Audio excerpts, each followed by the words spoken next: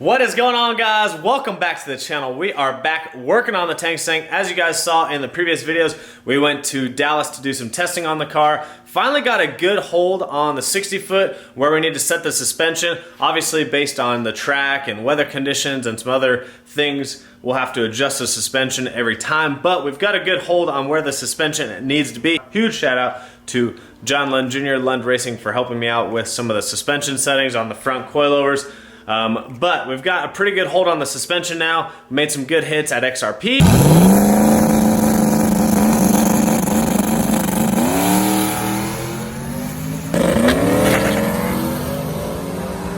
And then we had the private rental at the Motorplex the next day to see if we could turn the car up. And we tried to turn the car up after making a really successful first pass off the trailer.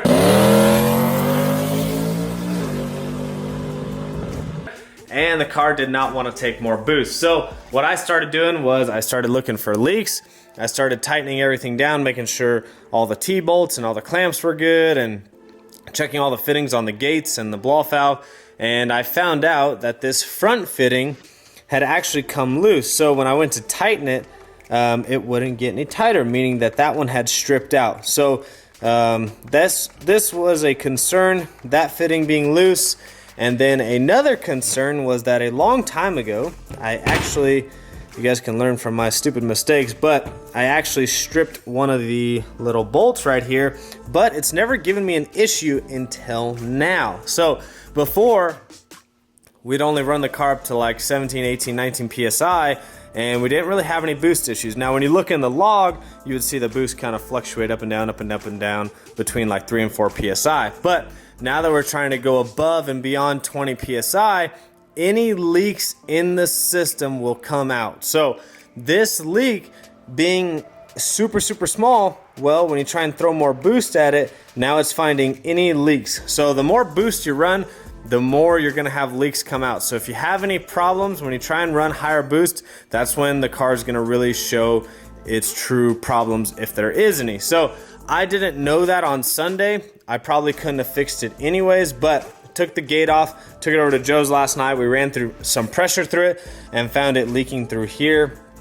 And obviously this one wasn't leaking, but it's still not a good seal if you can't get that tight. So just be really careful if you have wastegates, because these are like an aluminum style housing. So stuff does snap and break pretty easily on these.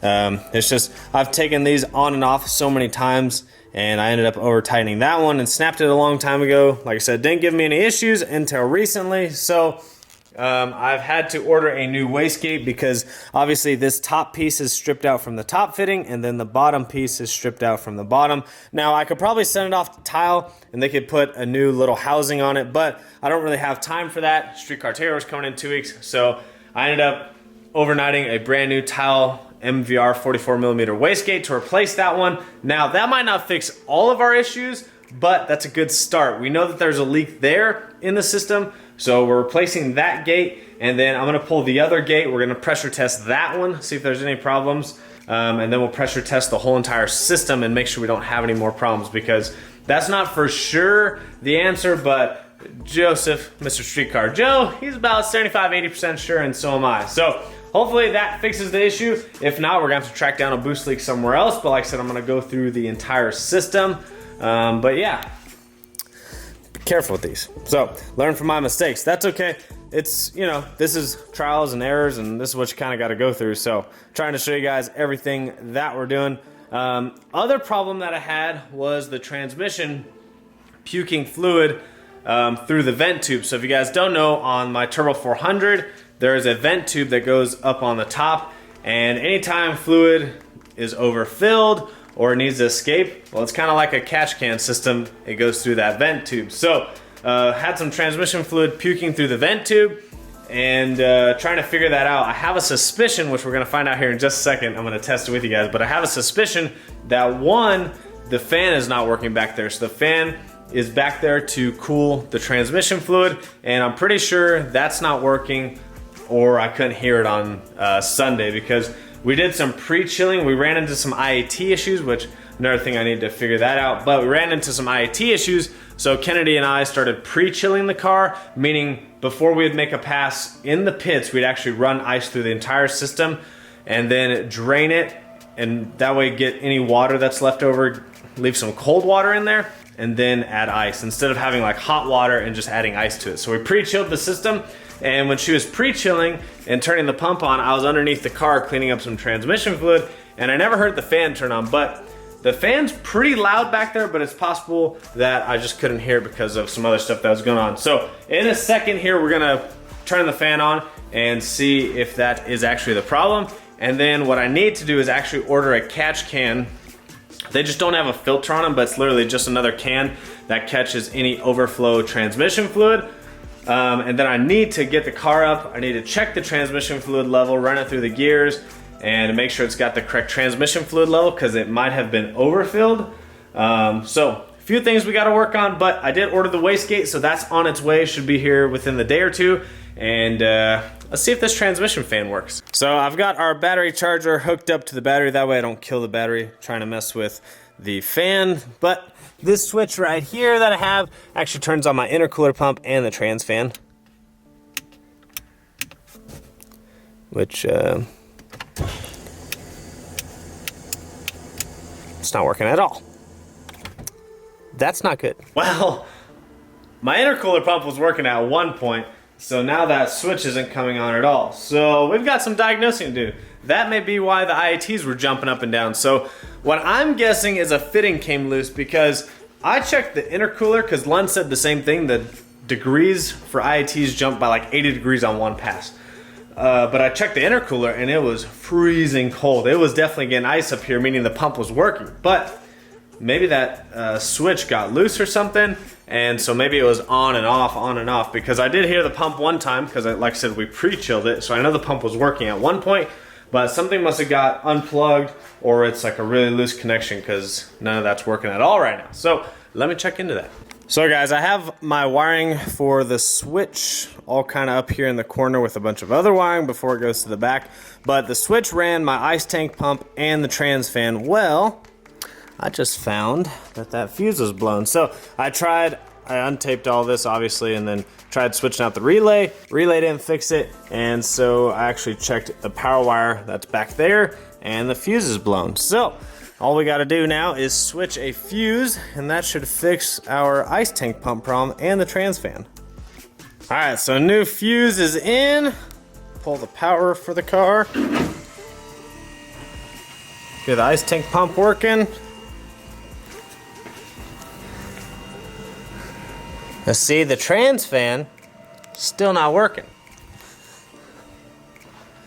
Switch is on. So we need to track down the reason why the trans fan is not working, because you would hear it if it was on, trust me. So my fan is right here,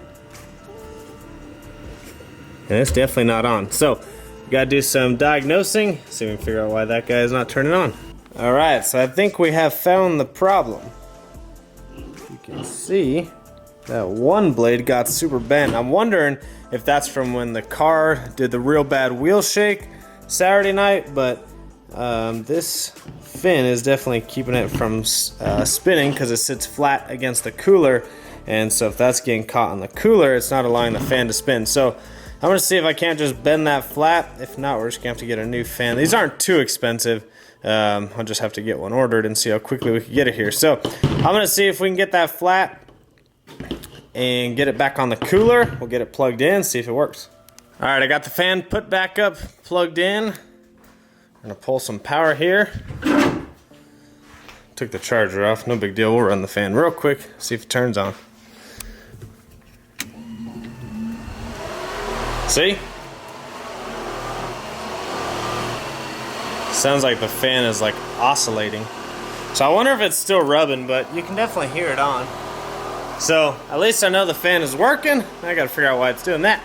So my guess would be that the fans got a little bent, not just the one blade. So I'm gonna go ahead and just order a new fan and not even mess with it. I'm guessing that's what the issue is. So I'm gonna go ahead and order a new fan for the trans cooler and pick this back up when the wastegate and hopefully the fan come in. All right, guys, we are back another day working on the Mustang, pretty much trying to get it ready for street car takeover. Last night I started tearing this all apart because I thought I fixed the leak coming out of the turbo, but I guess I didn't. So I'm pretty sure what had happened was removing the turbo on and off a few times when we were setting it.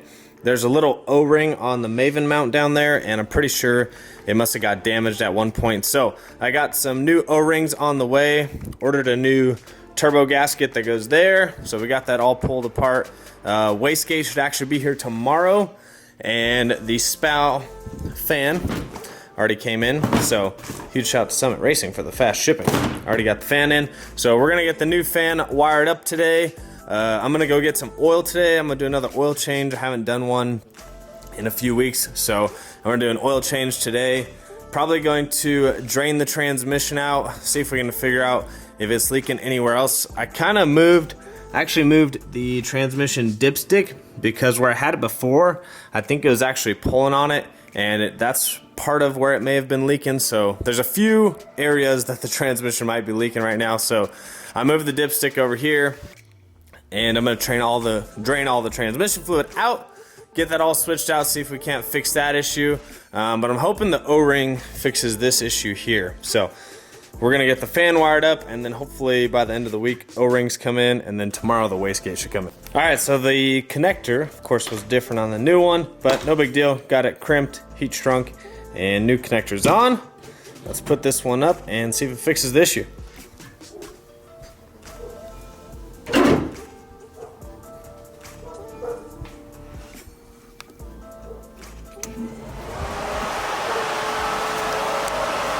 Oh, sounds so smooth. Working good. Pump's working. One issue fixed. But for anyone that's wondering, I literally just run Pennzoil Platinum Full Synthetic. That's what I ran on my stock engine, and I had really good luck with the stock engine. And my engine builder said, keep running this oil. So I always use that oil if you guys are wondering. And then just an OEM Motorcraft filter. Alright guys, welcome back to another day of fixing all the issues wrong with the Mustang. So, got the new tile 44mm wastegate in. So we're going to go ahead and open that up. So guys, here's the new wastegate. One thing, don't ever forget this little fire ring in here.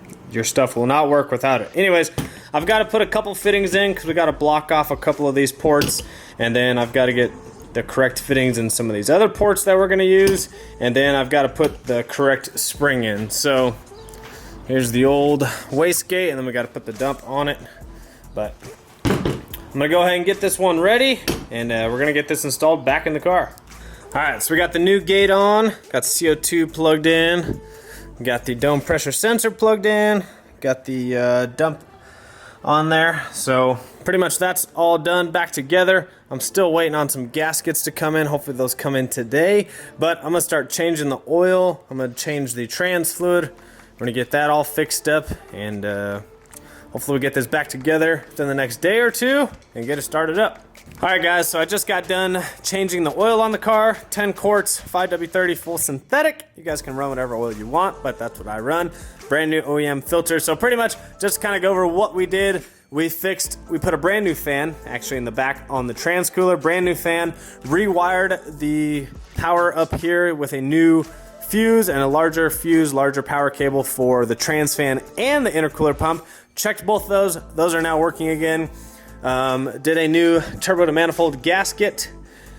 Retorqued the compressor cover and the exhaust side to make sure those were good to go. Actually, this exhaust side was not torqued down, so hopefully that'll actually help fix a little bit of the leak that was going on. But we put a new gasket in there as well since we had it off.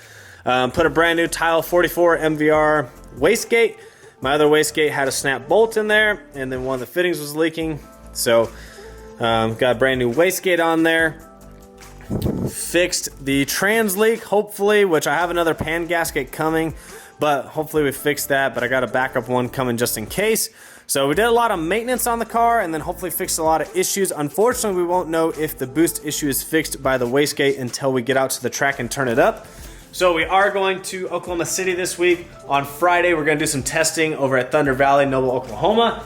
And hopefully the track is decent. It's not usually the greatest on a test and tune night, but hopefully it's decent where we can ramp up the boost and at least see if it's going to hold more boost up top. And then we can work on the 60 foot and all that stuff for the track conditions. But Saturday is supposed to be really good track prep because Streetcar Takeover is actually hiring a third-party system to come out, which they did that last year at one of the events, and it was awesome. So they're going to do that again, but it's not the same people prepping Friday night. So like I said, hopefully Friday night is decent. We can turn it up, make sure the boost issue's fixed. If that didn't fix the boost issue, at least we fixed one issue and we can start working on the next one. So a lot of maintenance on the car, a couple of issues we had to fix, and I think we're pretty much ready for Streetcar Takeover. A few other things I want to do to the car just to button it up, make sure it's good to go for racing this week. Weather's not looking the greatest, but we're hopeful that it's not going to rain. So we'll see. If it does end up raining, Joe and I have a few backup plans because we do need to go testing, both of us. So you guys click the notification bell, stay up to date on the videos, and you'll see the outcome. But hopefully you guys enjoyed that video. Hopefully you enjoyed a little bit of maintenance on the car and fix some issues. We got to go get the CO2 filled because I'm afraid that tank is actually super low on CO2. It doesn't have an actual gauge on it. It just has a pressure gauge. So I'm gonna get that filled just in case. Since there was a boost leak, it was probably throwing more CO2 than it should have, and then it was just leaking out the gate instead of staying in the system. So we're gonna get that filled this week. Be at Streetcar Takeover this weekend. So hopefully you guys enjoyed that video. Make sure you comment down below, give this video a thumbs up, and I will see you guys on the next one.